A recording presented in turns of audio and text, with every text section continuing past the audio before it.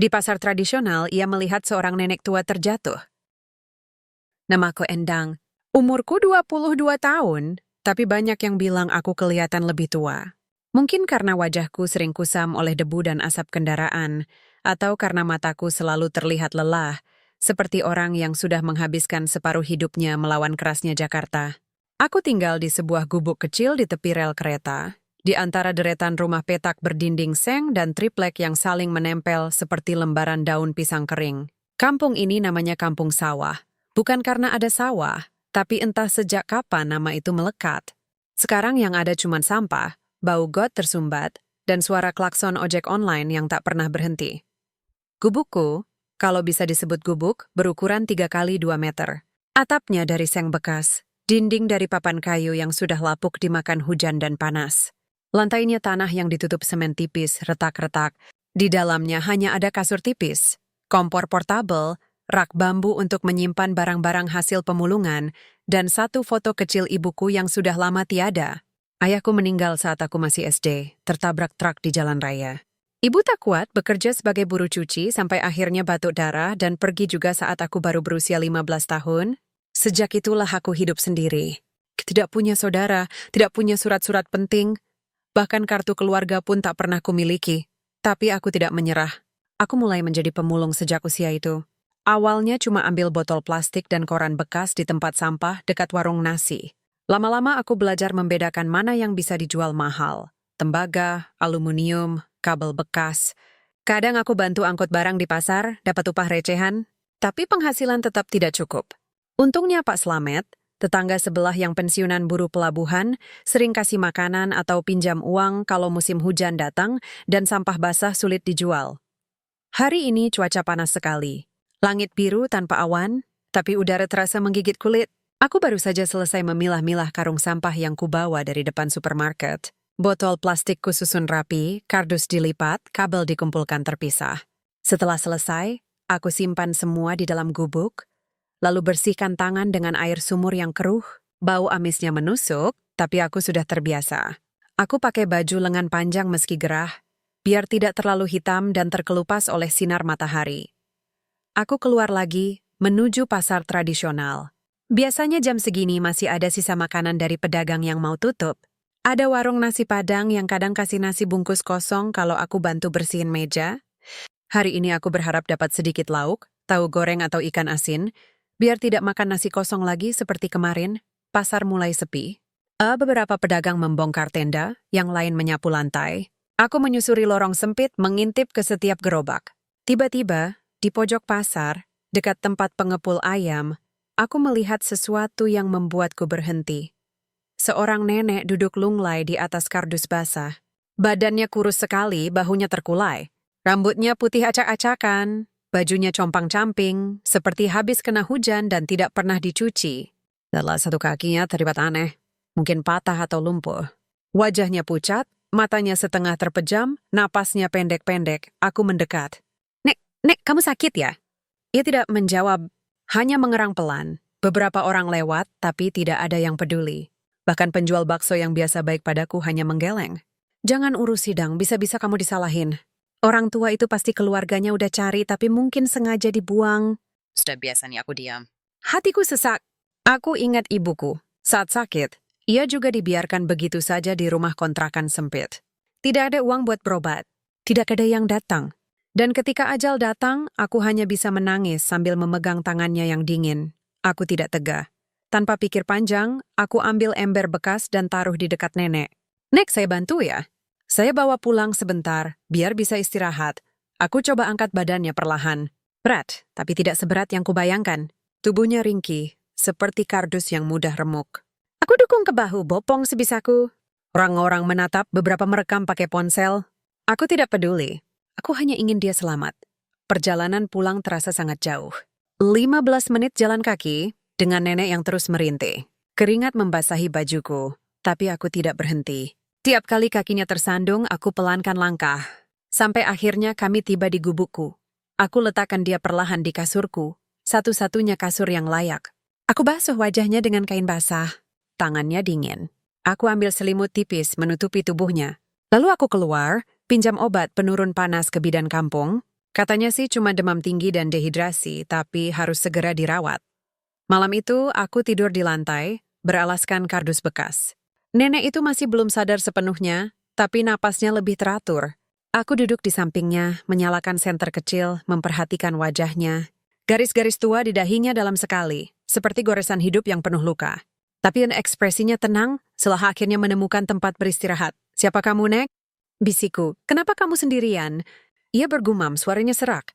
Ratna, jangan. Jangan tinggalkan aku. Aku tidak mengerti. Tapi aku pegang tangannya. Santai aja, Nek, sekarang kamu nggak sendiri. Aku di sini, hari pertama merawatnya dimulai. Aku tidak tahu siapa dia. Aku tidak tahu dari mana asalnya. Tapi aku tahu satu hal. Jika hari itu aku tidak menolong, mungkin besok pagi aku akan lihat kabar tentang mayat wanita tua di pinggir pasar. Dan aku tidak mau itu terjadi. Tidak pada manusia yang masih bernapas, esok harinya RT datang. Dia dengar ada orang sakit di gubukku. Endang, kamu tahu nggak siapa dia? Bisa jadi dia punya keluarga. Kamu bisa kena masalah kalau nekat merawat tanpa izin. Aku hanya geleng kepala. Saya cuma ingin bantu, Pak. Saya nggak minta apa-apa. Tapi kamu sendiri aja hidup susah. Mau makan aja kadang nunggu rezeki dari warung. Kamu pikir bisa rawat orang sakit? Aku diam. Pertanyaannya benar. Tapi terapi hatiku lebih keras dari logikaku. Ayah saya dulu bilang, kataku pelan, kalau kita bisa tolong orang walau cuma sedikit, itu artinya kita masih diberi kekuatan sama Tuhan. Kalau aku nggak bantu, berarti aku udah nggak percaya sama Tuhan lagi. RT menghela napas. Ya sudah. Tapi kalau seminggu nggak ada keluarga yang cari, kamu harus lapor ke dinas sosial. Ini bukan main-main. Aku mengangguk. Malam kedua, hujan turun deras. Bocoran di atap membuat lantai becek. Aku pindahkan nenek ke sudut yang kering, lalu pasang ember-ember untuk menadah air. Angin menerbangkan poster lama yang kugantung di dinding, gambar gunung di Cilacap, tempat aku dilahirkan. Aku rindu desa, tapi Jakarta adalah tempatku bertahan hidup. Di tengah hujan, nenek itu tiba-tiba membuka mata. Pandangannya fokus, menatapku. Kamu, anak baik, katanya pelan. Suaranya parau tapi jelas. Aku tersenyum. Sudah minum air, Nek? Saya bikin teh hangat tadi. Dia mengangguk perlahan. Kamu merawat aku tanpa kenal? Aku mengangguk.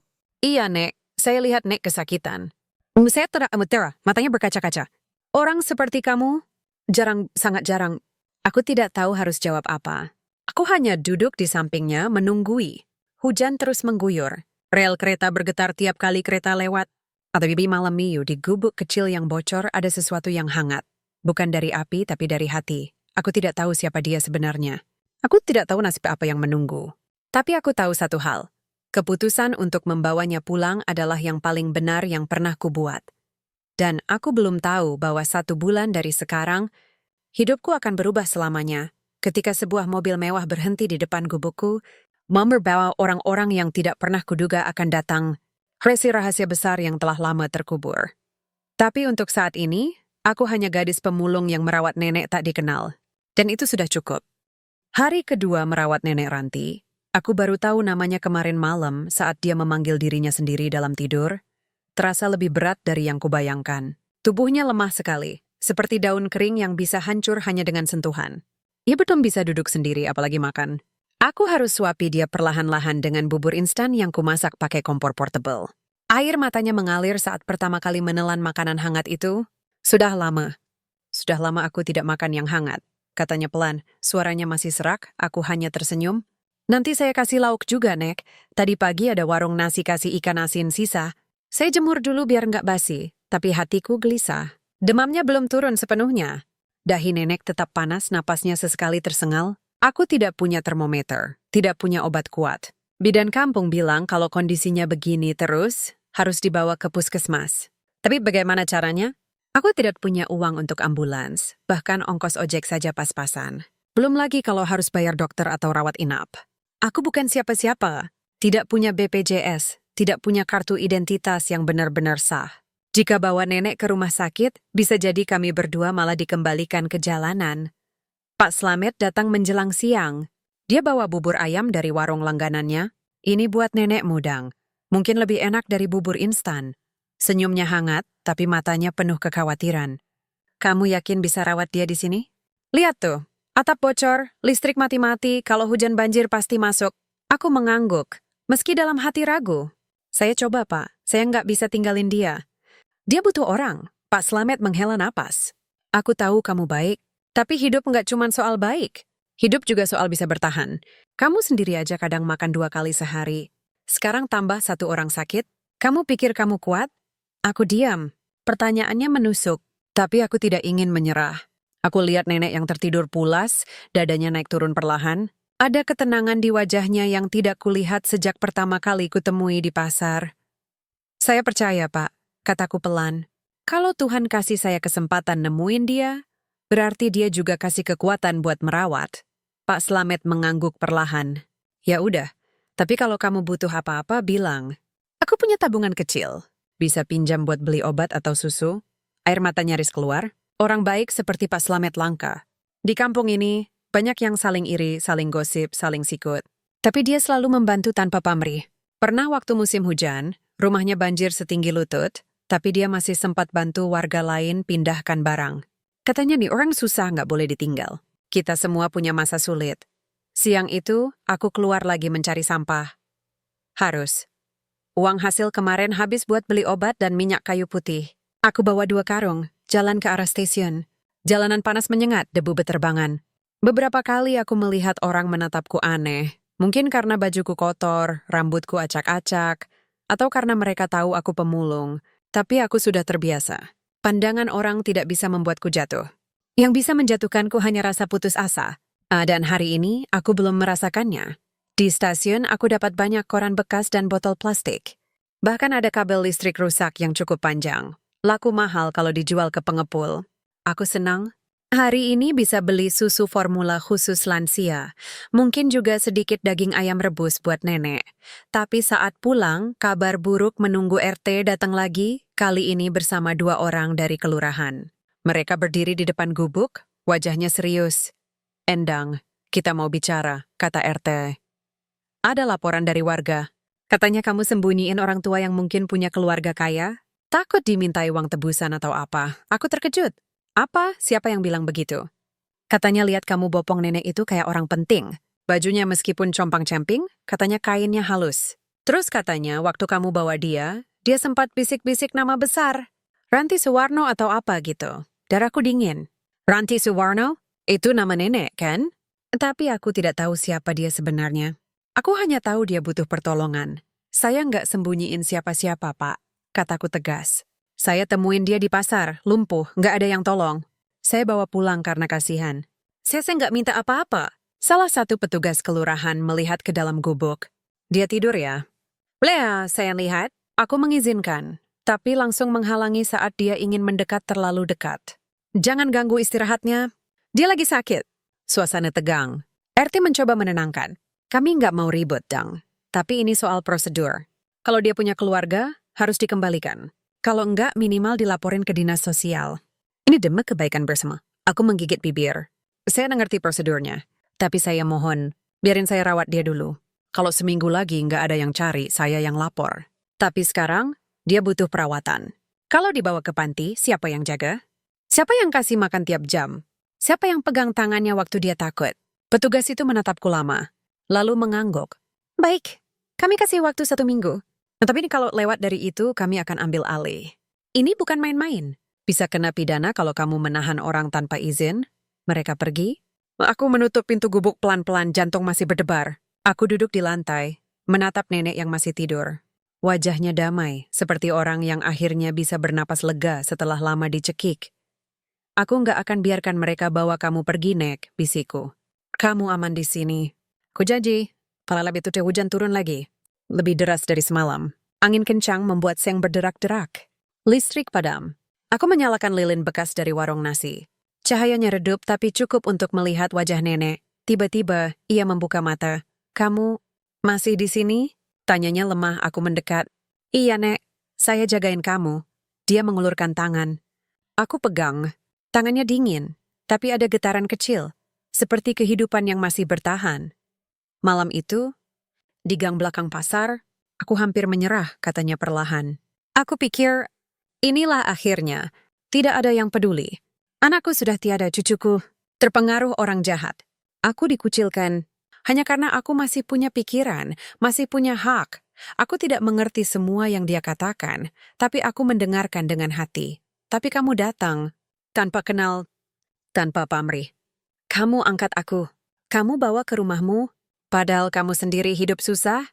Matanya berkaca-kaca. Anakku, kamu seperti cucuku yang seharusnya, yang peduli, yang punya hati. Kau hanya bisa menunduk. Air mataku jatuh, tapi aku usap cepat. Aku tidak ingin dia lihat aku menangis. Saya cuma manusia biasa, Nek, kataku. Tapi kalau saya bisa bikin Nek sedikit lebih nyaman, itu sudah cukup buat saya. Dia tersenyum. Senyum pertama yang tulus sejak aku kenal dia. Kebaikanmu. Ketidak makan sia-sia.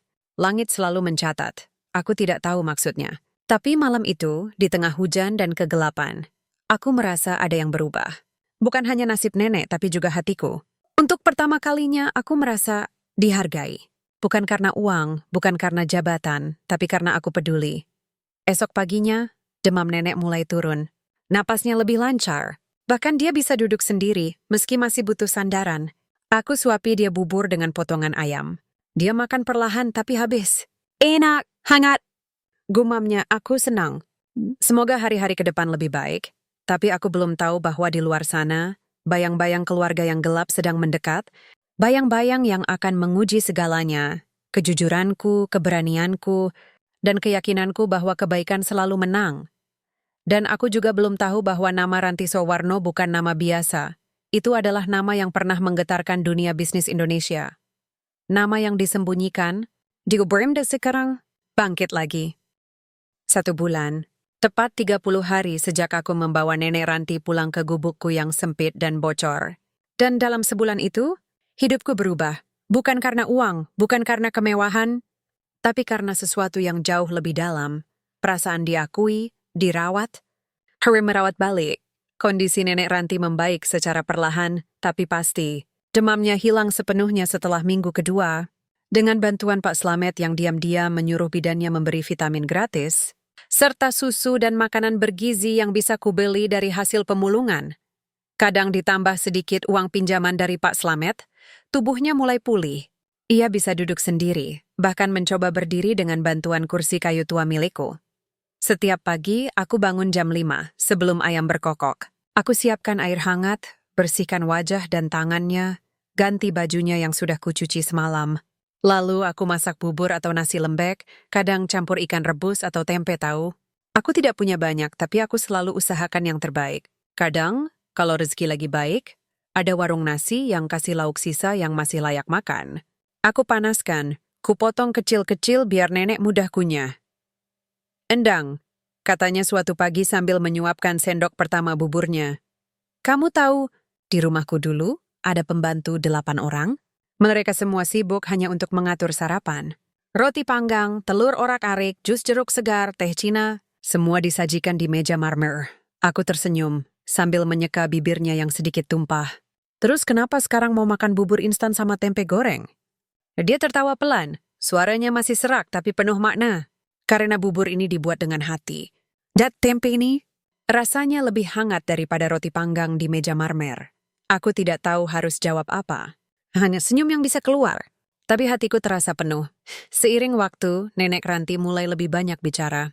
Ceritanya datang perlahan, seperti aliran sungai yang tadinya tersumbat, kini mengalir bebas. Ia bercerita bahwa ia bernama lengkap Ranti Soewarno, pendiri sebuah perusahaan tekstil besar bernama PT Berkah Abadi yang dulunya berkantor pusat di Surabaya, punya cabang di Jakarta, Bandung, bahkan ekspor ke luar negeri. Ia membangun perusahaan itu dari nol. Bersama suaminya yang meninggal saat anak satu-satunya, putranya, Ardi, masih kecil. Aku bekerja siang malam, katanya. Matanya menerawang ke langit-langit gubuk yang retak. Tidak tidur, tidak libur. Orang bilang perempuan tidak bisa pimpin perusahaan besar. Tapi aku buktikan. Berkah Abadi bukan cuma nama. Itu janji, bisnis yang memberi berkah. Bukan hanya buat kami, tapi buat pekerjanya, masyarakat, negeri ini. Tapi ketika putraku Ardi menikah dengan wanita bernama Ratna, adik dari istri sahabat suamiku, semuanya mulai berubah. Awalnya dia manis, sopan. Tapi setelah Ardi meninggal karena serangan jantung, dia berubah. Dia bilang aku sudah tua, pikun, tidak bisa urus perusahaan lagi. Padahal otakku masih jelas. Hati masih kuat, ia menarik napas dalam. Doraki ambil semua dokumenku. Rekeningku diblokir. Rumahku dikunci. Aku dikirim ke panti jompo palsu. Bukan tempat perawatan, tapi penjara. Sampai suatu malam aku kabur, naik bus antar kota, turun di terminal dekat pasar. Disitulah kamu menemukanku. Hampir mati karena hipotermia dan kelaparan. Aku terdiam. Tanganku gemetar mendengar ceritanya. Aku tidak bisa bayangkan bagaimana rasanya. Dikhianati oleh keluarga sendiri. Dikucilkan hanya karena ingin tetap memiliki hak atas warisan yang dibangunnya sendiri. Kenapa Nek nggak lapor polisi? Atau ke pengacara? Tanyaku pelan, dia menggeleng. Saat itu, aku tidak punya apa-apa. Tiada di KTP, tiada di surat, tiada di saksi. Mereka bilang aku sudah resmi masuk panti. Dan keluargaku, maksudnya Ratna dan Wibowo cucuku, yang pegang semua dokumen. Aku dianggap tidak ada. Wibowo, cucu Nek? Tanyaku. Iya, bisiknya. Anak Ardi, anakku. Tapi Ratna, menantuku yang mengendalikannya. Dia bilang aku sudah gila, tidak pantas jadi neneknya. Padahal, aku yang membesarkannya setelah ayahnya tiada. Aku merasa dadaku sesak. Betapa kejamnya dunia ini. Orang seperti Nenek Ranti, yang membangun perusahaan besar, yang memberi ribuan pekerja lapangan kerja, malah diperlakukan seperti sampah. Sementara aku, yang benar-benar hidup di antara sampah, justru dianggap manusia olehnya. Tapi sekarang kamu menolong aku, katanya, menatapku langsung. Padahal kamu tidak tahu siapa aku. Kamu tidak minta imbalan. Kamu rawat aku seperti anakmu sendiri. Kamu bahkan rela tidur di lantai demi kasur ini buat aku. Aku menggeleng. Saya nggak mikir begitu, Nek. Saya cuma lihat Nek butuh bantuan. Kalau saya di posisi Nek, saya juga pengen ada yang tolong. Dia menggenggam tanganku erat. Kamu tulus, Endang. Dan tulus itu langka. Lebih langka dari emas. Hari-hari berikutnya, rutinitas kami semakin harmonis. Nenek sudah bisa duduk di depan gubuk, menikmati sinar matahari pagi. Warga mulai terbiasa melihatnya. Beberapa ibu-ibu malah kasihan bawa buah atau teh hangat. Ada yang bilang, wah neneknya Endang kayak orang kaya ya, mukanya bersih banget. Yang lain nyeletuk. Jangan-jangan dia keluarga pejabat, diculik traktor, terus kabur. Kami tertawa mendengarnya, tapi aku tidak pernah menceritakan asal-usulnya pada siapapun. Ini rahasia yang harus dijaga. Bukan karena takut, tapi karena aku tidak ingin ada yang memanfaatkannya. Aku tidak ingin Nenek Ranti jadi tontonan atau dikomersialkan. Namun, di tengah kehangatan ini, aku mulai merasa ada yang aneh. Beberapa kali aku melihat mobil hitam mondar-mandir di dekat kampung. Mobil mewah, plat nomornya tidak bisa kulihat jelas. Awalnya kukira cuma ojek online atau tamu warga. Tapi mobil itu selalu lewat di jam yang sama, pagi dan sore, dan tidak pernah berhenti. Aku tanya Pak Slamet, itu mobil siapa, Pak? Kayaknya bukan dari sini. Pak Slamet mengerutkan kening. Aku juga heran. Sudah beberapa hari, bahkan ada yang bilang lihat orang foto-foto dari jauh. Kayak wartawan, darahku dingin. Apakah ada yang mulai mencari Nenek Ranti? Dan ternyata, aku benar. Pagi itu, tepat di hari ke-30, aku sedang menyapu halaman gubuk. Nenek sedang minum teh jahe yang kubuat khusus. Angin sepoi-sepoi, burung berkicau di atap seng. Hari terasa damai. Tiba-tiba suara mesin mobil besar menggelegar. Aku menoleh. Dari ujung jalan sempit yang biasanya hanya dilalui becak dan motor, sebuah mobil Toyota Alphard hitam mengilat perlahan berhenti tepat di depan gubukku. Pintu gesernya terbuka. Turun seorang pria muda berjas rapi, rambut rapi, wajah tegas. Di belakangnya seorang wanita parubaya dengan baju batik mahal, tas kulit, dan sorot mata tajam seperti pisau. Langkah mereka mantap, mata mereka langsung tertuju pada Nenek Ranti. Astaga! Ibu! Teriak wanita itu dramatis, tangan menutup mulut. Kami cari-cari selama ini. Kamu di mana saja? Nenek Ranti langsung menegang, wajahnya pucat. Matanya membelalak. Ratna. Gumamnya pelan, penuh ketakutan. Aku berdiri di depannya refleks, seperti pagar hidup. Jantungku berdebar kencang. Si pria yang kemudian ku ketahui sebagai Wibowo, melihatku dari ujung kepala sampai kaki. Pandangannya merendahkan. Ini siapa? Kenapa ibu ada di tempat seperti ini? Belum sempat aku menjawab, si wanita Ratna langsung menudingku. Pasti dia yang culik ibu? Lihat rumahnya, kumuh. Dan lihat kamu pemulung. Pasti mau minta uang tebusan. Aku tercekat. Saya tidak diam. Bentak Ratna. Kami akan lapor polisi. Dan media. Orang-orang harus tahu kalau nenek kaya dikurung di gubuk kotor oleh preman jalanan. Aku ingin berteriak, ingin menjelaskan, tapi suaraku nyaris habis. Aku hanya bisa menatap nenek Ranti yang duduk gemetar, matanya berkaca-kaca. Tapi kali ini, bukan karena sakit, melainkan karena ketakutan yang kembali datang. Dan aku tahu, dengan pasti, bahwa damai selama sebulan ini telah berakhir.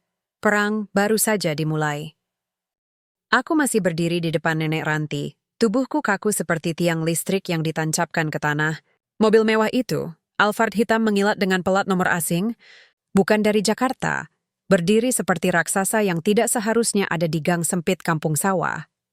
Asap knalpotnya membubung, bercampur dengan debu jalan tanah yang terangkat oleh angin pagi.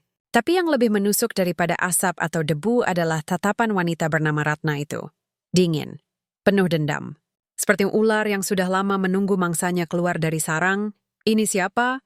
Betakinya lagi, kali ini lebih keras sambil menunjuk wajahku. Jangan-jangan dia cuma mau manfaatin ibu. Lihat bajunya compang-camping, tangannya kotor. Pasti pemulung jalanan. Aku ingin bicara, tapi mulutku kering. Suaraku hilang di tenggorokan. Aku hanya bisa melihat nenek Ranti yang duduk gemetar di kursinya, wajahnya pucat pasi, matanya membelalak takut. Ia menatap Ratna, seperti melihat hantu-hantu dari masa lalu yang ia kira sudah lenyap selamanya. Bu Ratna, gumamnya pelan, suaranya serak. Kamu datang juga. Ratna mendekat, tapi tidak menyentuhnya. Malah menjauh sedikit seolah-olah nenek Ranti itu kotor. Ibu kemana saja? Kami cari-cari selama 1 bulan.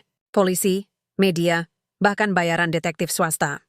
Kamu kabur seenaknya membuat kami khawatir setengah mati. Aku akhirnya menemukan suaraku. Nenek ini tidak kabur. Saya temuin dia di pasar, lumpuh, tidak ada yang tolong. Saya bawa pulang karena kasihan. Saya rawat selama ini. Diam. Ratna memotong. Suaranya tajam seperti pecahan kaca. Siapa kamu sampai berani bicara seperti punya hak? Kamu pikir aku percaya cerita manis kasihan itu? Lihat tempat ini. Gubuk kumuh, bawa pek. Dan kamu bilang kamu merawatnya? Lihat mukanya. Kurus. Mata sayu. Ini bukan perawatan, ini penyiksaan. Aku merasa seperti ditampar. Darahku mendidih. Tapi aku menahan amarahku. Karena aku tahu, kalau aku marah, mereka akan semakin yakin bahwa aku orang jahat. Ayah saya dulu bilang, kataku pelan, tapi tegas. Kalau kita bisa tolong orang, walau cuma sedikit, itu artinya kita masih diberi kekuatan sama Tuhan. Saya nggak minta apa-apa. Saya cuma ingin nenek ini sehat. Wibowo, pria muda berjas yang tadi turun dari mobil, melangkah maju. Matanya meneliti gubuk, lalu wajahku, lalu nenek Ranti. Ibu, benar-benar tinggal di sini selama sebulan? Nenek Ranti mengangguk perlahan. Ya, Wibowo, anakku, aku tinggal di sini, dan aku dirawat dengan baik. Ratna langsung memotong. Ibu pasti dipaksa bicara. Udah stop, ikuna muda dimanipulasi. Lihat kondisi rumah ini. Tidak layak. Tidak manusiawi. Bagaimana mungkin kamu biarkan ibu tidur di tempat seperti ini? Aku menunjuk kasur tipis di dalam gubuk. Itu kasur saya, Bu. Saya kasih ke nenek. Saya tidur di lantai. Setiap hari saya masak untuk dia, beli obat, antar ke bidan waktu demam tinggi. Saya jagain malam-malam waktu dia sesak napas. Saya nggak punya uang banyak, tapi saya kasih semua yang saya bisa. Wibowo menatapku lama. Ada keraguan di matanya. Bukan kebencian, tapi pertanyaan. Kenapa kamu tidak lapor ke kelurahan? Atau ke polisi? Kalau kamu benar-benar ingin menolong, kenapa sembunyi-sembunyi? Aku menghela napas. Saya lapor ke RT. Mereka tahu. Tapi mereka bilang kalau saya nggak punya dokumen resmi, susah. Saya takut nenek dibawa ke panti. Dikasih makan sekali sehari, dibiarkan begitu saja. Di sini, saya bisa jagain dia tiap saat. Ratna tertawa sinis. Oh, jadi kamu merasa lebih hebat dari sistem? Lebih hebat dari keluarganya sendiri? Kamu pikir kamu pahlawan? Kamu cuma pemulung yang lihat kesempatan. Mungkin kamu dengar ibu punya uang, lalu kamu pura-pura baik hati. Aku tidak bisa diam lagi. Saya tidak tahu siapa nenek Ranti sebenarnya waktu saya bawa pulang. Saya pikir dia nenek biasa. Saya baru tahu beberapa hari kemarin, dan saya tetap merawat dia meski tahu dia orang kaya. Saya nggak minta uang. Saya nggak ambil gelangnya yang hilang. Saya bahkan nggak sentuh dompetnya yang ketemu Pak Slamet. Pak Slamet yang baru datang dari warung kopi langsung mengangguk. Benar, saya yang nemu dompet tua di bawah tikar. Isinya kartu nama PT Berkah Abadi, SIM atas nama Ranti Soewarno. Saya simpan belum dikasih ke siapa-siapa. Tapi saya tahu Ini bukan pencurian. Ini pertolongan. Ratna mendengus. Dompet, SIM, itu bisa dipalsukan. Dan kamu pasti komplotan. Ingin jual cerita ke media. Sudah cukup. Kami bawa ibu pergi sekarang. Ia langsung menarik tangan Nenek Ranti. Ayo Bu, kita pulang. Sudah cukup menderita di tempat kotor ini. Nenek Ranti menjerit kecil. Tidak, jangan bawa aku. Aku tuh tidak mau kembali. Kamu usir aku. Kamu bilang aku gila. Kamu blokir rekeningku. Kamu ambil rumahku. Ratna memandangnya dingin. Ibu salah ingat. Kamu sakit. Butuh perawatan medis. Bukan hidup di gubuk bersama preman. Aku maju lagi, berdiri di antara mereka. Anda tidak bisa paksa dia. Dia punya hak untuk memilih. Wibowo akhirnya angkat suara. Ibu, apakah kamu mau ikut kami? Semua mata tertuju pada Nenek Ranti. Napasnya tersengal. Air mata mengalir di pipinya yang keriput. Wibowo, bisiknya suaranya patah-patah. Kamu kucuku. Aku sayang kamu. Tapi bibimu, dia yang mengusirku. Dia yang ingin kuasai perusahaanku. Dia yang membuatku hidup di jalanan. Dan gadis ini, dia satu-satunya yang menolongku. Tanpa pamrih. Wibowo terdiam. Matanya melebar. Ia menoleh ke Ratna. Tante, apa maksud ibu? Ratna tertawa keras. Gila, semua ini rekayasa. Ibu sudah pikun. Dan kamu yang menunjukku, kamu akan saya jerat hukum. Penculikan. Penahanan orang tanpa izin. Siapa akan disuruh media tulis semua ini? Kamu akan hancur. Sebelum aku sempat merespons, 2 orang dari dalam mobil, yang ternyata asisten Ratna, langsung membopong Nenek Ranti masuk ke Alphard. Ia menjerit mencoba menahan tapi tubuhnya terlalu lemah. Endang, jangan biarkan mereka bawa aku. Teriaknya, aku akan cari kamu, Nek. Saya di jalan, balasku. Berlari beberapa langkah, tapi terhenti oleh salah satu asisten yang mendorongku. Mobil itu pergi. Cepat, menyisakan debu, bau knalpot, dan hatiku yang remuk. Aku berlutut di tanah. Tanganku gemetar. Air mata mengalir deras. Bukan karena takut, tapi karena perasaan gagal. Aku sudah berusaha sekuat tenaga.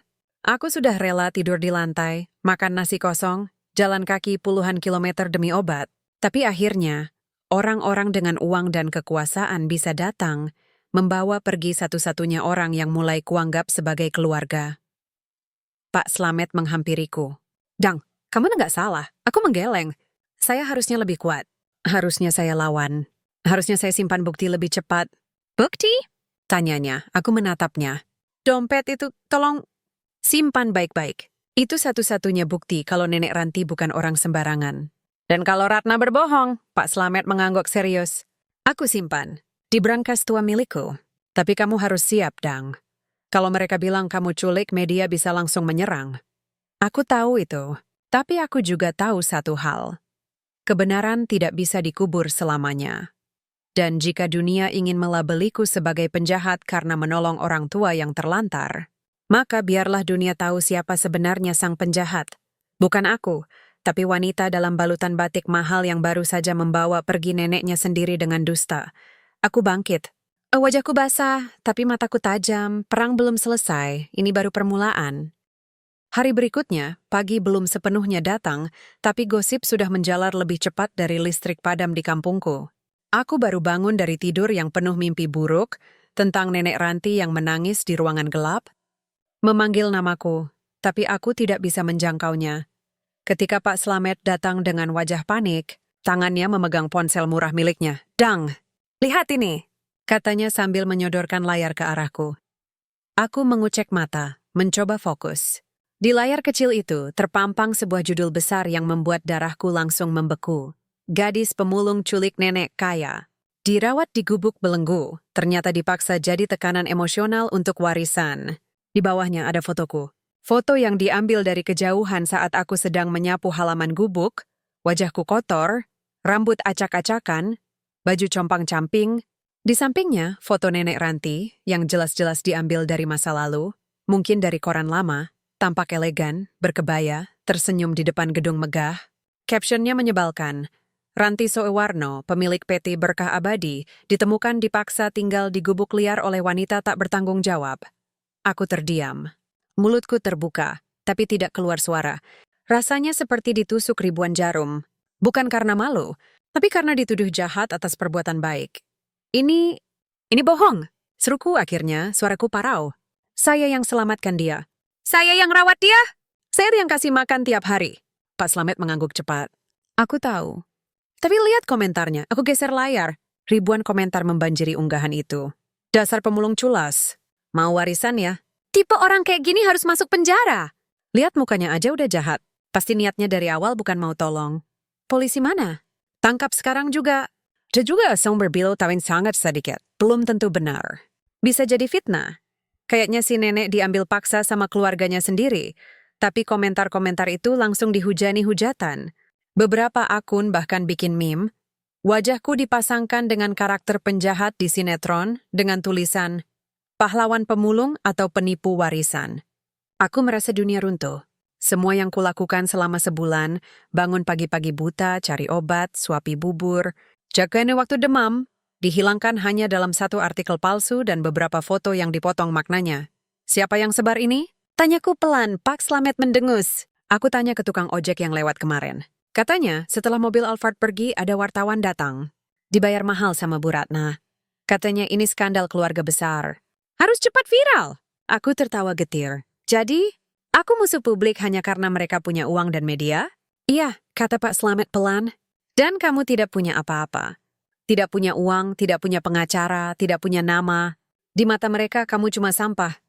Dan sampah tidak boleh sentuh orang kaya. Aku duduk di depan gubuk, menatap kosong ke jalanan. Gubuk yang dulu tempatku merawat, kini terasa seperti penjara. Setiap orang yang lewat menatapku aneh. Ada yang bisik-bisik, ada yang langsung ambil foto diam-diam. Warung nasi langgananku bahkan tidak mau kasih nasi bungkus lagi. Nanti dikira saya komplotan, katanya sambil menutup warung cepat-cepat. Malam itu aku tidak bisa tidur. Aku duduk di lantai, memandang kasur kosong milik nenek Ranti. Bantalnya masih ada bekas kepala, selimutnya masih berbau sabun murah yang kugunakan. Aku pegang erat-erat seolah-olah bisa membuatnya kembali. Aku janji akan cari kamu, Nek, bisiku. Tapi, bagaimana caranya? Aku nggak tahu alamatmu. Aku nggak kenal siapa-siapa di dunia atas. Aku cuma Endang, gadis pemulung yang bahkan KTP-nya nggak jelas. Tapi tiba-tiba, HP-ku bergetar. Pesan dari nomor tidak dikenal. Endang, aku Wibowo. Aku dengar semua cerita dari ibu. Maaf aku percaya Tante Ratna dulu. Aku ingin bicara. Besok jam 10 pagi. Di warung Tegal dekat stasiun Pasar Senen. Datang sendiri. Jangan bilang ke siapa-siapa, aku terperangah. Wibowo, cucu nenek Ranti. Dia menghubungiku. Jantungku berdebar. Apakah ini jebakan? Dop, apa? Aku baca pesan itu puluhan kali. Tidak mungkin Ratna suruh dia kontak aku. Oh, dia pasti tahu aku akan bocorkan semuanya. Mungkin Wibowo mulai curiga. Keesokan harinya, aku bangun lebih awal dari biasanya. Mandi dengan air sumur dingin, pakai baju terbaikku, baju lengan panjang warna biru yang kusimpan buat hari besar, rambutku kutata rapi. Meski tidak bisa rapi benar, aku pinjam uang ke Pak Slamet buat ongkos ojek. Kalau kamu ketemu dia, rekam pembicaraannya. HP-ku bisa direkam otomatis kalau disimpan di saku, katanya sambil menyerahkan ponsel cadangannya. Aku mengangguk. Terima kasih, Pak. Saya nggak boleh kalah. Bukan buat saya, tapi buat nenek. Perjalanan ke stasiun terasa panjang. Ojek online sempat ragu ambil orderan. Kamu kan yang viral tuh? Yang culik nenek kaya? Tanyanya. Aku hanya tersenyum getir. Saya yang selamatkan dia. Tapi orang kaya bisa ubah fakta jadi dusta. Dia diam. Lalu berkata pelan, semoga kamu menang, Mbak. Sampai di warung Tegal, aku melihat Wibowo duduk di meja pojok, berjas lagi, tapi kali ini tanpa ekspresi sombong. Matanya lelah, penuh pertanyaan, ia melihatku, mengangguk pelan. Kamu datang, aku duduk. Tidak bicara dulu, menunggu. Saya minta maaf, katanya langsung. Saya salah. Saya percaya Tante Ratna karena dia keluarga. Tapi semalam, saya dengar rekaman CCTV dari rumah sakit swasta. Tempat yang katanya ibu dirawat, ternyata tidak pernah dirawat, malah Tante Ratna menolak daftarkan ibu karena biaya terlalu mahal. Dan pasien sudah tua, tidak produktif. Aku menahan napas. Wibowo melanjutkan, suaranya gemetar. Lalu saya cek dokumen warisan ayah saya. Dalam surat wasiat disebutkan bahwa ibu tetap sebagai pemegang saham mayoritas PT Berkah Abadi selama beliau masih hidup. Tapi Tante Ratna bilang ibu sudah meninggal 2 bulan lalu. Padahal, ibu ada di sini. Dirawat oleh kamu, matanya menatapku. Kenapa kamu tidak bilang ini dari awal? Kenapa tidak minta imbalan? Aku menghela napas. Karena saya nggak peduli sama uangnya. Saya cuman peduli sama nenek. Saat saya temuin dia, saya pikir dia nenek biasa. Tapi saya tetap rawat. Bahkan setelah tahu siapa dia, saya tetap nggak minta apa-apa. Karena bagi saya manusia itu sama. Yang penting hatinya. Wibowo terdiam lama. Lalu mengeluarkan amplop coklat. Ini salinan surat wasiat ayah saya. Dan ini foto ibu di panti jompo palsu yang dikelola temannya Tante Ratna. Tidak ada perawatan. Tidak ada obat. Hanya kamar kecil dan makanan basi. Aku melihat fotonya. Nenek Ranti duduk di kursi roda. Matanya kosong, bajunya kotor. Air mataku langsung tumpah. Saya akan lawan Tante Ratna, kata Wibowo tegas. Saya akan bantu ibu ambil kembali haknya. Dan Seme akan bantu kamu. Reputasimu harus dibersihkan. Aku mengangguk pelan. Tapi hatiku masih waspada. Bagaimana caranya? Media sudah menyerang saya. Polisi bisa saja ditipu. Ada satu cara, katanya. Kita butuh bukti konkret. Siapa nenek Ranti sebenarnya? Dan siapa kamu baginya? Aku teringat dompet tua itu. Pak Slamet simpan dompet nenek. Isinya SIM, kartu direktur, surat saham. Wibowo menatapku serius. Kalau kita punya itu, kita bisa ke notaris. Bisa buka konferensi pers. Bisa ungkap semuanya. Aku menatap matanya. Untuk pertama kalinya dalam seminggu, aku merasa ada cahaya. Bukan cahaya kemewahan, bukan cahaya uang, tapi cahaya keadilan. Aku bangkit. Ayo, kita ke kampung sawah. Ambil buktinya. Perang media mungkin dimenangkan oleh mereka yang punya uang, tapi perang kebenaran dimenangkan oleh mereka yang punya nyali. Dan aku, Endang, gadis pemulung dari pinggir rel, siap bertarung. Perjalanan pulang ke kampung sawah terasa berbeda. Di ojek online ini, aku duduk tegak, tidak lagi menunduk seperti biasanya. Di sampingku, Wibowo diam, matanya menatap lurus ke depan, tapi aku tahu pikirannya sedang berperang. Ia bukan lagi pria sombong yang datang dengan mobil mewah untuk membawa pergi neneknya. Kini ia seperti anak yang baru menyadari bahwa dunia yang selama ini ia percaya, dunia keluarga, kasih sayang, dan kejujuran, telah direkayasa oleh orang yang seharusnya melindunginya. Ketika kami tiba di ujung gang sempit kampungku, suasana langsung berubah. Warga berhenti berbicara. Anak-anak yang sedang main bola menghentikan permainan. Beberapa ibu-ibu menatap Wibowo dengan mata membelalak. Wah, si kaya balik lagi! Bisik salah satu dari mereka. Tapi kali ini, mereka tidak menatapku dengan curiga. Mereka melihat bagaimana Wibowo datang bersamaku, bukan melawanku. Pak Slamet sudah menunggu di depan rumahnya, wajahnya tegang. Begitu melihat kami, ia langsung mengangguk pelan. Sudah saya simpan, di tempat aman. Kami masuk ke rumahnya yang sederhana, hanya 2 kamar dengan dinding bata ekspos. Ia membuka brankas tua yang tersembunyi di balik lemari pakaian. Brankas warisan almarhum istrinya, katanya. Dari dalamnya, dia mengeluarkan sebuah dompet kulit coklat, sudah retak di beberapa sisi, bekas air hujan dan waktu. Ini dia, kata Pak Slamet. Menyerahkan dompet itu padaku. Aku membukanya perlahan, jantungku berdebar kencang. Di dalamnya, SIM atas nama Ranti Soewarno, alamatnya di Jalan Diponegoro nomor 45, Surabaya, kartu direktur utama PT Berkah Abadi, bergambar gedung megah, cap basah resmi. Selembar surat wasiat kecil, ditandatangani notaris, menyebutkan bahwa Nenek Ranti masih sah sebagai pemegang 60% saham perusahaan. Dan satu foto kecil, usang, yang membuatku tercekat. Nenek Ranti sedang memeluk seorang bayi, Wibowo kecil, di pelataran rumah besar yang megah. Aku menyerahkan foto itu pada Wibowo. Ia memandangnya lama. Tangannya gemetar. Ini di hari khitanan saya. Ibu yang potong rambut saya sendiri, katanya dari darahku, dari hatiku, kamu akan jadi lelaki baik. Suaranya pecah. Saya ingat semua itu. Tapi Tante Ratna bilang, ibu tidak hadir karena sakit keras. Padahal dia ada di sana. Dia mencintaiku. Air mata mengalir di pipinya. Pertama kalinya aku melihat pria kaya menangis seperti anak kecil. Dia tidak hanya mengusir ibu, bisik Wibowo. Dia menghapus kenangan saya. Dia ingin saya lupa bahwa ibu pernah ada. Aku menepuk bahunya pelan. Tapi sekarang kamu tahu. Dan kita punya bukti. Pak Slamet angkat bicara. Kalau mau lawan, kalian butuh lebih dari sekadar dokumen. Butuh saksi. Butuh media yang netral. Butuh orang-orang yang percaya. Aku mengangguk. Ada satu cara. Saya pernah dengar tentang LSM yang bantu korban penelantaran lansia. Mereka sering kerja sama dengan TV swasta. Kalau kita bisa temui mereka, mungkin bisa bantu buka suara.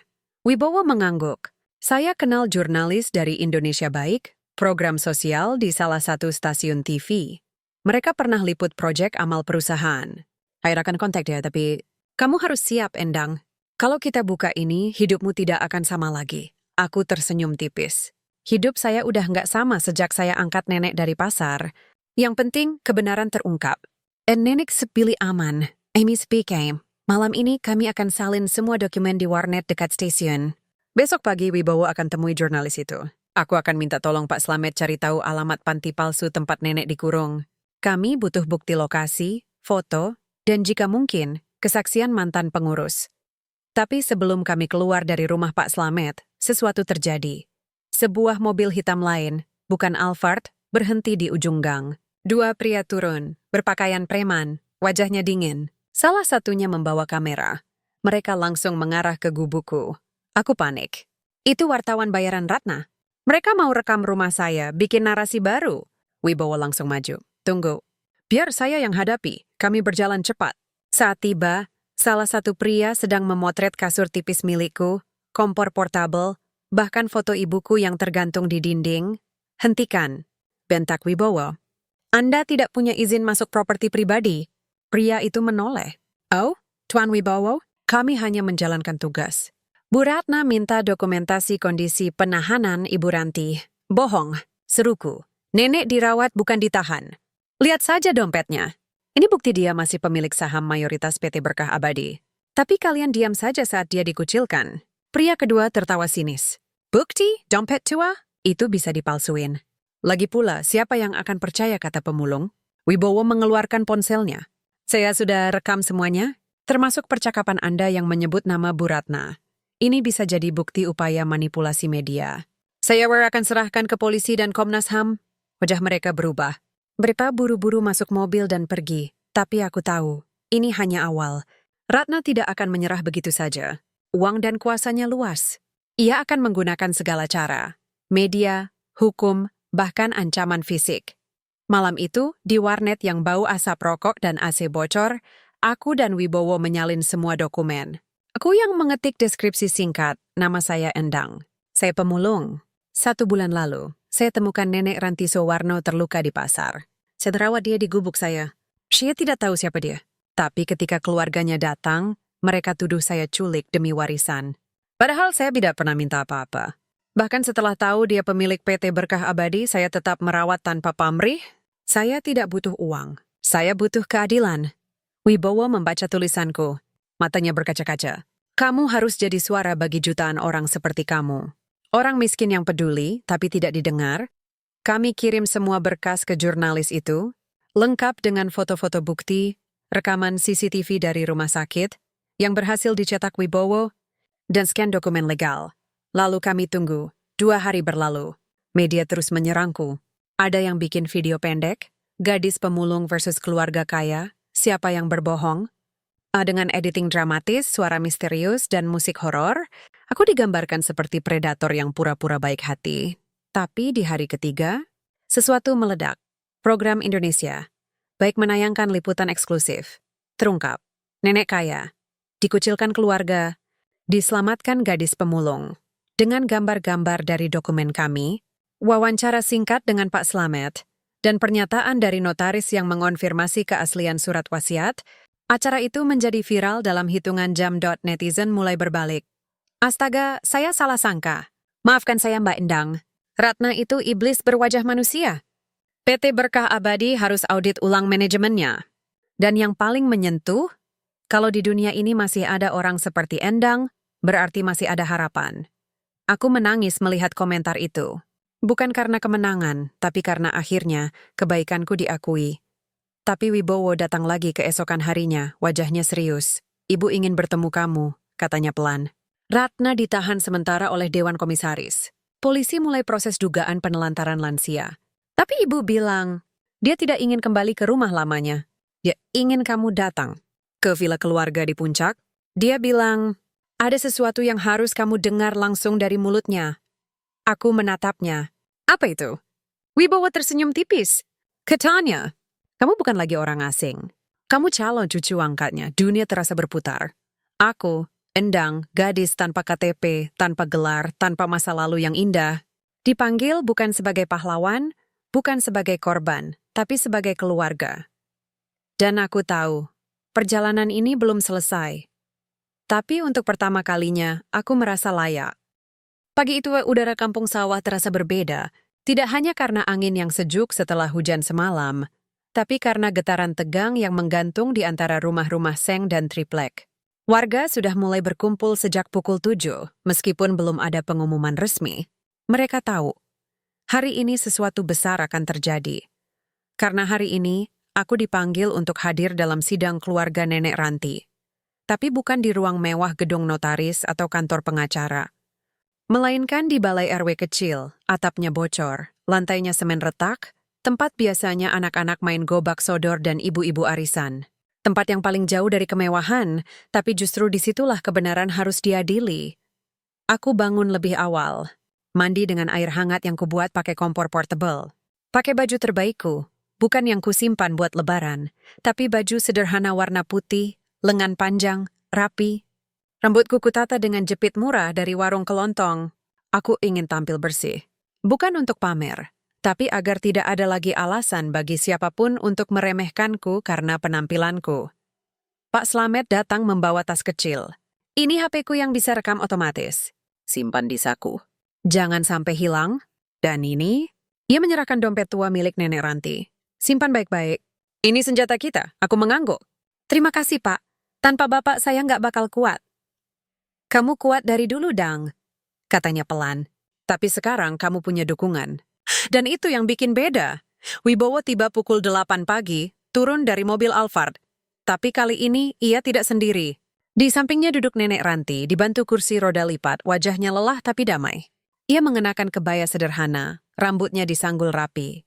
Matanya langsung mencariku begitu pintu mobil terbuka. Endang, bisiknya, tangannya terulur. Aku berlari mendekat lalu berlutut di depannya. Nek, saya kangen sekali. Ia memelukku erat, hangat, seperti pelukan nenek sungguhan. Kamu selamatkan hidupku, bukan hanya tubuhku, tapi hatiku. Aku kembali merasa dicintai.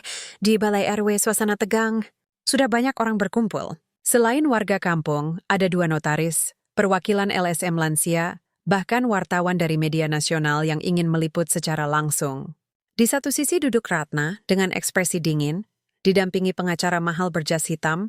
Di sisi lain, aku duduk di sebelah nenek Ranti, dengan Wibowo di sebelahnya, dan Pak Slamet serta beberapa tetangga sebagai saksi moral.rt menjadi moderator. Sidang ini dimaksudkan untuk klarifikasi atas tuduhan penculikan dan penahanan oleh saudari Endang terhadap Nyonya Ranti Soewarno, serta dugaan penelantaran lansia oleh pihak keluarga. Semua pihak berhak bicara. Mari kita jalani dengan adil. Ratna langsung angkat suara, suaranya keras dan dramatis. Saya datang sebagai wali sah dari Ibu Ranti. Dia sudah tua, pikun, tidak bisa bedakan mana realita, mana khayalan. Gadis ini, Endang, memanfaatkan kondisinya. Menyembunyikannya selama sebulan. Bahkan mengisolasi dari keluarga. Ini jelas tindakan kriminal. Wartawan langsung mencatat, kamera merekam, aku diam. Tapi jantungku berdebar kencang, lalu Wibowo berdiri. Tante Ratna, izinkan saya bertanya. Jika ibu benar-benar dalam pengawasan medis seperti yang tante klaim, mengapa tidak ada catatan rawat inap di rumah sakit manapun? Mengapa CCTV dari RS Harapan Mulia menunjukkan Anda menolak daftar ulang perawatan karena pasien tidak produktif? Ratna tersentak. Itu salah paham. Saya hanya hemat biaya. Lalu bagaimana dengan surat dari panti jompo palsu di Bekasi? Lanjut Wibowo mengeluarkan dokumen. Tempat yang Anda sewa atas nama teman Anda, Bu Lina. Tempat ibu dikurung tanpa perawatan, tanpa obat, tanpa hak akses keluarga. Apakah itu juga hemat biaya? Pengacara Ratna buru-buru menyela. Semua itu bisa dipalsukan. Klien kami tidak pernah mengakui tempat itu. Tapi sebelum ia selesai bicara, notaris dari Jakarta maju membawa map coklat tebal.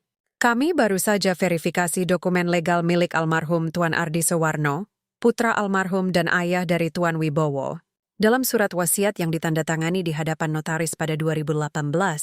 Disebutkan bahwa Nyonya Ranti Soewarno tetap memiliki hak penuh atas 60% saham PT Berkah Abadi selama beliau masih hidup, dan bahwa keputusan pengelolaan perusahaan tidak boleh dilakukan tanpa persetujuannya. Matanya menatap Ratna.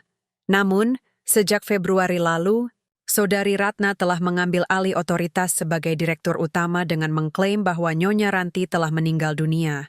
Padahal beliau masih hidup. Ini bisa dikategorikan sebagai pemalsuan dokumen dan penggelapan aset. Ruangan hening.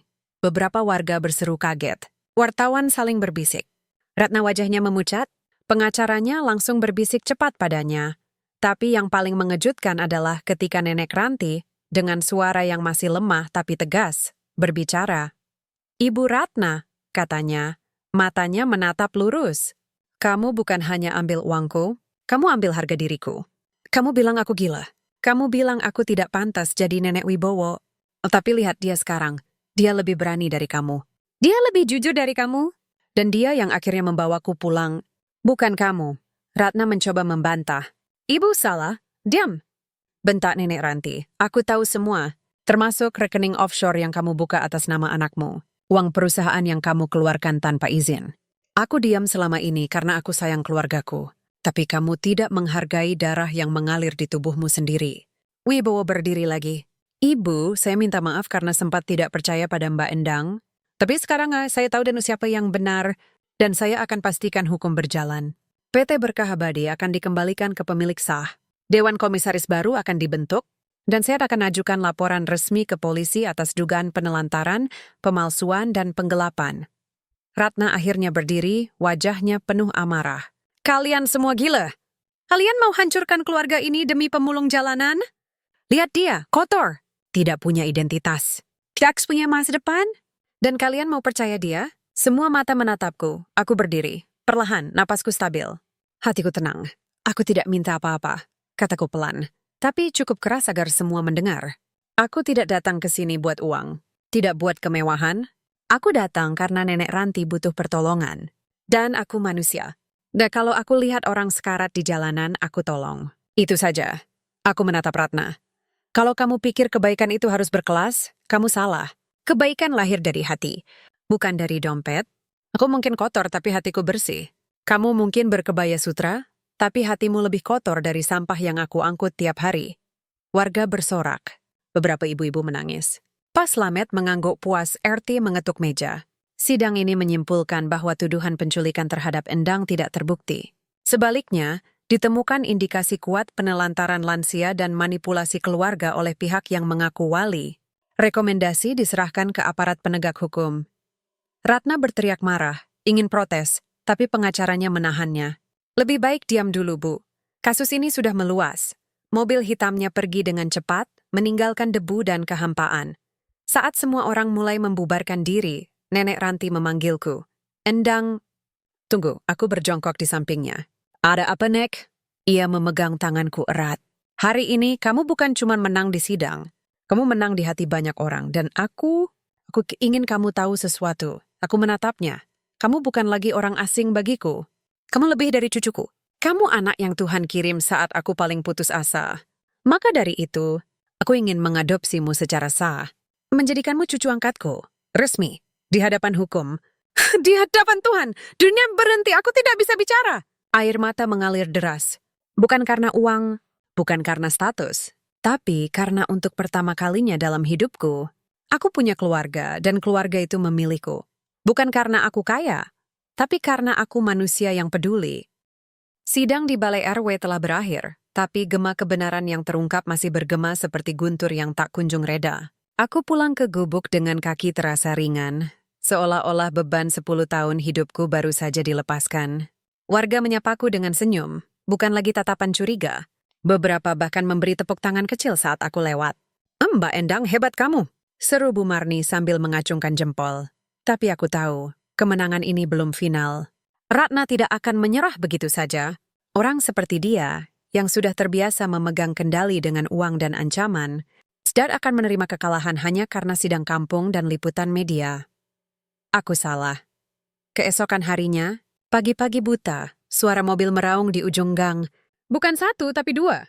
Mobil Alphard hitam milik keluarga, ditambah minibus berlogo televisi swasta. Kamera langsung mengarah ke arah gubukku. Reporter berseru-seru, mikrofon di tangan. Ini lokasi tempat gadis pemulung diduga menyekap nenek kaya. Bagaimana mungkin manusia sekelas direktur tinggal di tempat seperti ini? Aku keluar hati waspada. Tapi sebelum sempat bicara, pintu mobil terbuka, Ratna turun. Tapi kali ini penampilannya berbeda. Tidak elegan, tidak dingin. Matanya merah, wajahnya bengkak, rambutnya acak-acakan. Ia terlihat seperti orang yang tidak tidur selama 3 hari. Ia langsung berjalan ke arahku, tanpa pengawal, tanpa pengacara. Endang, katanya, suaranya parau. Aku mau bicara. Aku menatapnya penuh curiga. Apa maunya? Di dalam, di rumahmu, aku ragu. Tapi Pak Slamet yang berdiri dari jendela rumahnya berkata pelan, dengarkan dia dulu. Kadang amarah lahir dari rasa takut. Aku mengizinkannya masuk. Gubukku sempit, tapi Ratna duduk di lantai tanpa protes. Ia menatap kasur tipis, kompor portabel, foto ibuku di dinding. Tempat ini sangat sederhana, bisiknya. Aku nggak minta kamu kasihan, kataku datar. Saya hidup apa adanya, tapi saya punya harga diri. Ratna mengangguk. Lalu untuk pertama kalinya ia menangis. Tangisan nyata, bukan air mata akting seperti di media. Aku salah, ujarnya, suaranya pecah. Aku terlalu tamak. Aku pikir dengan menguasai perusahaan, aku bisa amankan masa depan anakku. Aku pikir dengan mengusir Ibu Ranti, aku bisa jadi pusat keluarga. Tapi, semakin aku ambil, semakin aku kosong. Aku diam. Tidak langsung percaya. Wibowo, dia membenciku sekarang. Lanjutnya, dia bilang aku hancurkan warisan ayahnya. Bahwa aku bukan bagian dari keluarga lagi. Bahkan Dewan Komisaris sudah bekukan semua aksesku ke rekening dan kantor. Aku jatuh. Aku menatapnya. Di balik semua kedengkian dan keserakahannya, ia tetap manusia. Manusia yang salah jalan. Spir banyak orang di kampung ini yang mencuri karena lapar atau berbohong karena takut. Tapi kenapa nenek Ranti harus dikorbankan? Tanyaku pelan. Dia nenekmu juga. Darah daging suamimu sendiri. Ratna menghapus air matanya. Karena dia tidak mau menyerahkan kuasa. Dia ingin tetap aktif, padahal umurnya sudah tua. Aku pikir dia akan menghambat. Aku pikir dia akan mentransfer segala yang sudah keuangan. Padahal dia cuma ingin dihargai, kataku.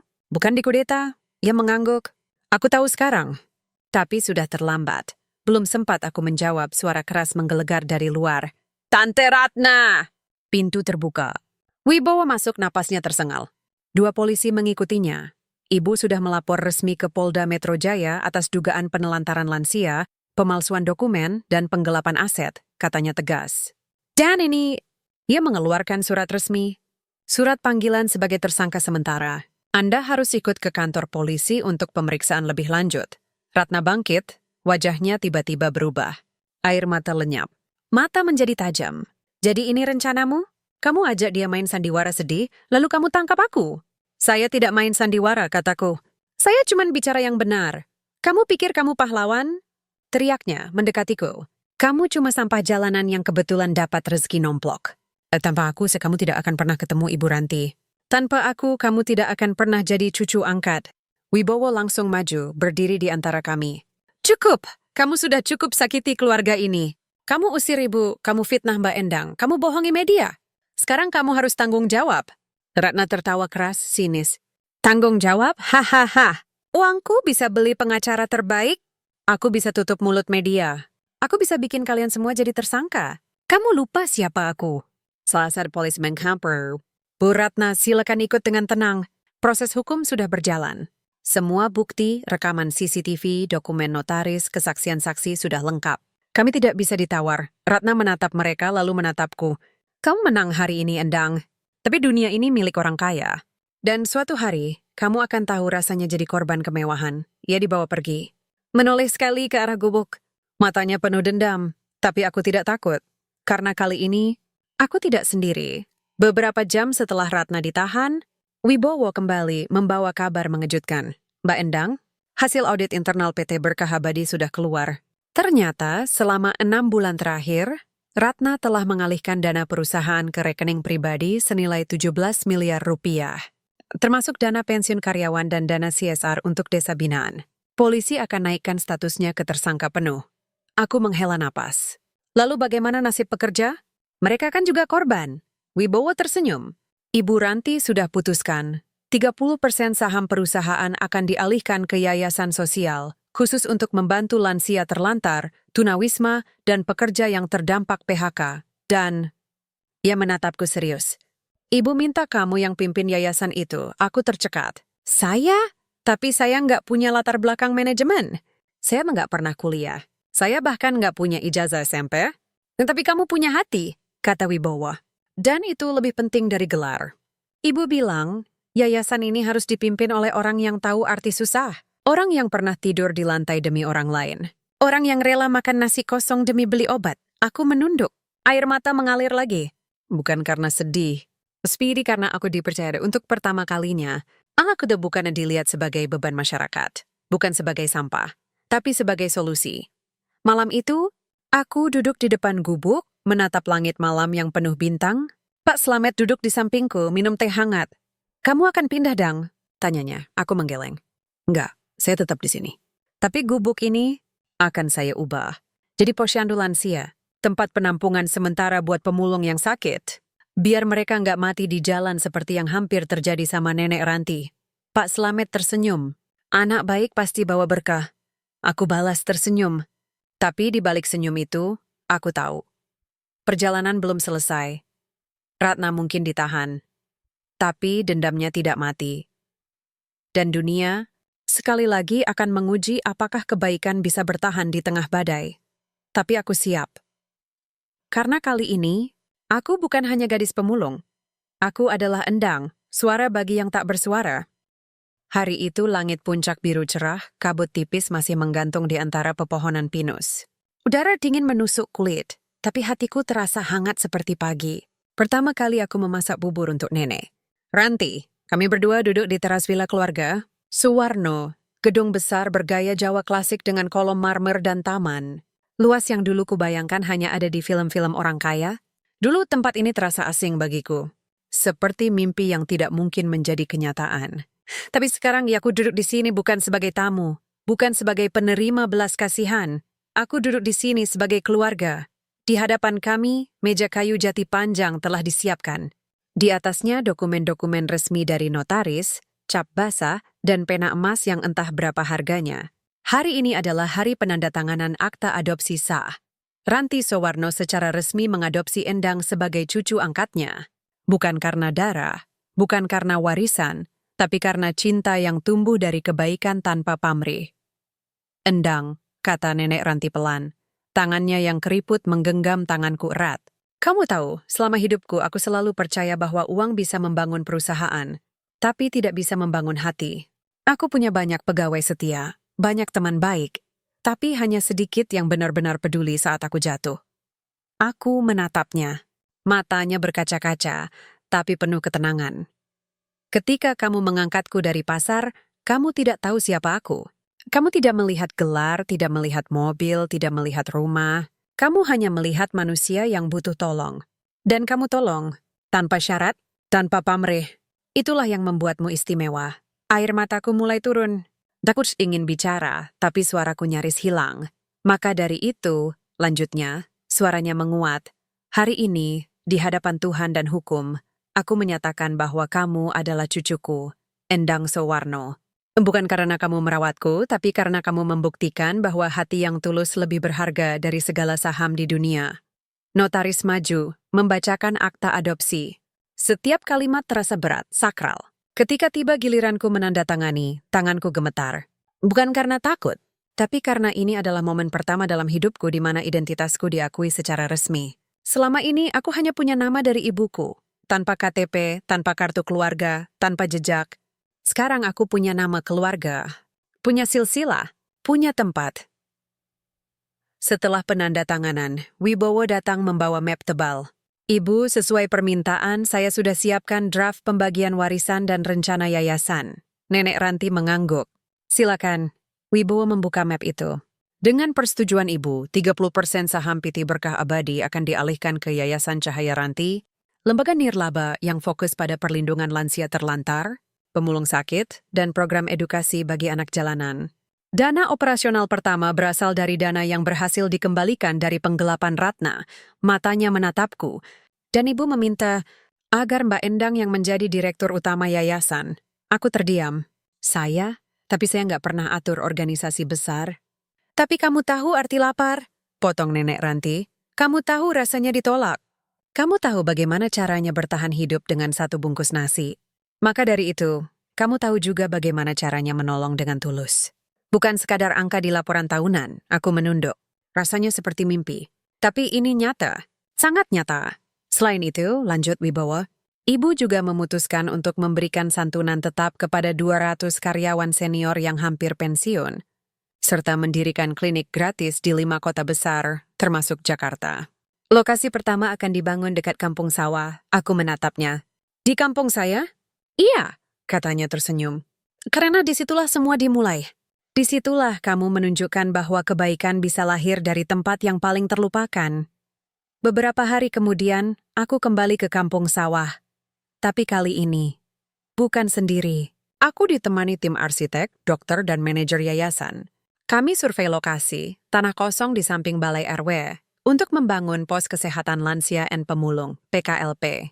Tempat di mana orang tua renta yang terlantar bisa dirawat, pemulung yang sakit bisa beristirahat, dan anak-anak kampung bisa dapat makanan hangat dan bimbingan belajar. Warga kaget. Bersama tidak percaya. Jadi Mbak Endang sekarang direktur yayasan? Beneran? Aku hanya tersenyum. Iya, tapi saya tetap tinggal di gubuk. Saya cuma ingin bantu, bukan jadi orang lain. Pak Slamet menepuk bahuku. Kamu tetap rendah hati. Itu yang bikin kamu layak. Tapi tidak semua menyambut baik. Suatu sore, seorang wanita parubaya datang mendekat. Wajahnya familiar, salah satu tetangga yang dulu ikut mencibir saat media menyerangku. Mbak Endang, katanya pelan. Saya mau minta maaf. Waktu itu saya ikut-ikut ngomong jelek sama kamu. Saya pikir kamu cuma mau duit. Tapi sekarang, saya lihat kamu malah bangun posyandu buat kami. Ya, saya malu. Aku langsung memeluknya. Sudahlah. Yang penting sekarang kita bisa bantu bareng. Dan itulah awalnya. Perlahan, warga mulai terlibat. Ada yang jadi relawan, ada yang bantu masak, ada yang jaga malam. Bahkan anak-anak kampung mulai belajar komputer dari pelatihan yang diadakan yayasan. Namun di tengah semua kebahagiaan ini, bayang-bayang Ratna belum sepenuhnya hilang. Sebulan setelah penahanannya, aku menerima surat ancaman. Ditulis tangan, tanpa nama pengirim. Isinya singkat, kamu mungkin menang sekarang, tapi uang bisa membeli kebebasan. Dan ketika aku keluar, kamu akan tahu arti dendam. Aku tidak menunjukkan surat itu pada Nenek Ranti. Tidak ingin membuatnya khawatir. Tapi aku serahkan pada Wibowo dan polisi. Mereka meningkatkan pengawasan aku. Tahu petua Anda belum sebagai orang seperti Ratna tidak akan pernah benar-benar menyerah. Tapi aku juga tahu satu hal. Kebaikan yang dibangun dari hati tidak bisa dihancurkan oleh dendam. Karena kebaikan bukan sekadar tindakan. Ia adalah pilihan. Dan aku memiliki unsur tetap baik. Meski dunia mencoba menjadikanku benci. Di malam hari, setelah semuanya tenang, aku duduk di depan gubuk menatap bintang. HP-ku bergetar. Pesan dari Nenek Ranti. Terima kasih, cucuku. Kamu bukan hanya menyelamatkan hidupku. Kamu menyelamatkan jiwa keluarga ini. Aku tidur dengan damai karena tahu ada orang sepertimu di dunia. Aku menatap langit, tersenyum. Untuk pertama kalinya, aku merasa lengkap. Hari itu pagi masih baru. Kabut tipis menyelimuti atap seng kampung sawah, dan suara ayam berkokok dari kandang kecil milik Buyati memecah kesunyian. Aku baru saja selesai menyiapkan bubur untuk 3 lansia yang mulai tinggal di pos kesehatan lansia dan pemulung, PKLP, bangunan sederhana hasil renovasi gubukku yang kini diperluas dengan dana awal dari Yayasan Cahaya Ranti. Dindingnya sudah dicat biru muda, ada plang kecil di depan, dan bendera merah putih berkibar pelan diterpa angin pagi. Aku sedang mengaduk bubur di kompor portable. Rambut dikuncir rapi, baju kerja yayasan warna putih dengan logo Cahaya Ranti. Satu tiba-tiba di suara mesin mobil besar menggema di ujung gang. Brum, brum. Aku menoleh, jantungku berdebar. Itu dia lagi. Toyota Alphard hitam mengilat, sama seperti pertama kali datang membawa Ratna yang penuh amarah. Tapi kali ini suasana berbeda. Tidak ada teriakan, tidak ada tuduhan, tidak ada kamera media yang mengintai. Pintu geser terbuka perlahan dan turun Nenek Ranti, dibantu oleh perawat muda. Tapi yang membuatku tercekat adalah apa yang turun setelahnya. Truk pengangkut barang besar, diikuti 2 pekerja bangunan berseragam proyek. Nek, bisikku, buru-buru meletakkan sendok kayu dan berlari mendekat. Nenek Ranti tersenyum, matanya berbinar. Selamat pagi, cucuku. Aku langsung memeluknya erat. Apa kabar, Nek? Kenapa datang jauh-jauh? Karena aku ingin lihat langsung tempat yang kamu bangun dengan hati, katanya, menepuk punggungku. Dan karena aku bawa hadiah, aku bingung. Hadiah? Nek, saya nggak butuh apa-apa. Bukan buat kamu, potongnya lembut, tapi buat mereka. Ia menunjuk PKLP, lalu para lansia yang mulai keluar dari dalam, menatap takjub pada truk besar itu. Pekerja mulai turunkan barang, AC unit, kasur lipat baru, lemari obat, kompor gas 2 tungku, dispenser air panas dingin, bahkan 1 unit mesin cuci kecil. Lalu satu persatu, mereka bawa peralatan listrik, cat tembok, semen, genteng baru. Ini semua untuk merenovasi PKLP, kata Nenek Ranti. Agar lebih layak, agar bisa menampung lebih banyak orang, agar tidak ada lagi nenek atau kakek yang mati di jalanan karena tidak ada yang peduli. Aku terdiam. Air mata langsung mengalir. Nek, saya nggak minta ini. Tapi kamu layak dapat ini, katanya menatapku penuh cinta. Kamu bukan hanya merawatku. Kamu ubah cara orang melihat pemulung. Kamu tunjukkan bahwa kemiskinan bukan alasan untuk tidak punya hati. Dan sekarang kamu ajarkan cara Malaysia untuk peduli juga. Warga mulai berkumpul, heran, senang, beberapa menangis. Anak-anak berteriak kegirangan melihat ASI akan dipasang. Pas Slamet datang, tangannya gemetar. Dang, ini benar-benar terjadi. Tapi yang paling mengejutkan adalah ketika Wibowo keluar dari mobil, membawa map tebal. Mbak Endang, ini dokumen resmi dari Yayasan Cahaya Ranti. Kami sudah ajukan izin operasional ke Dinas Sosial.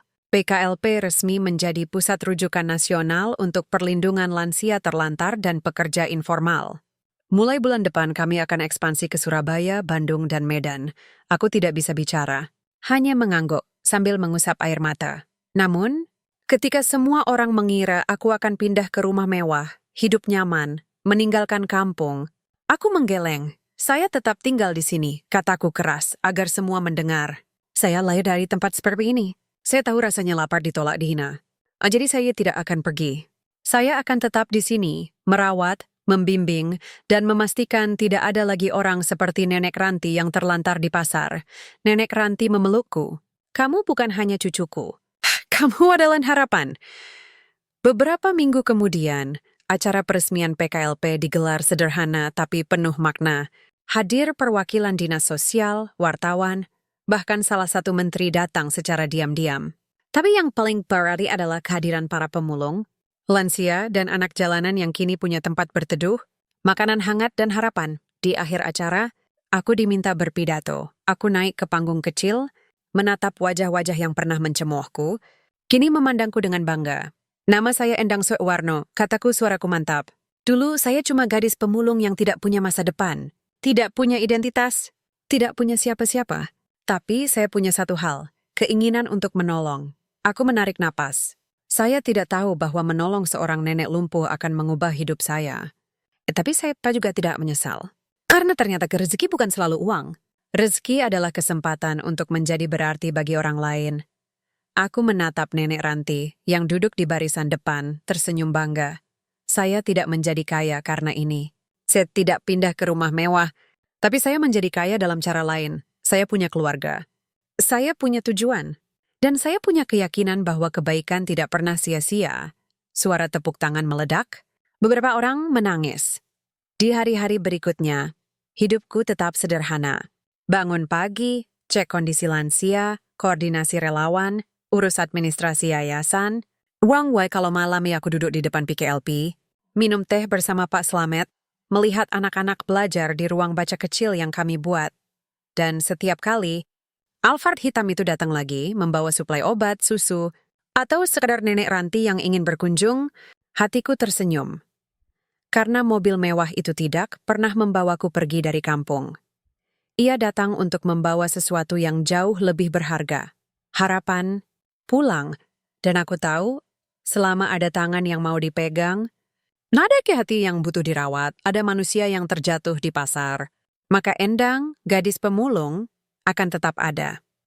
Bukan sebagai pahlawan, bukan sebagai korban, tapi sebagai bukti bahwa kebaikan selalu punya jalan.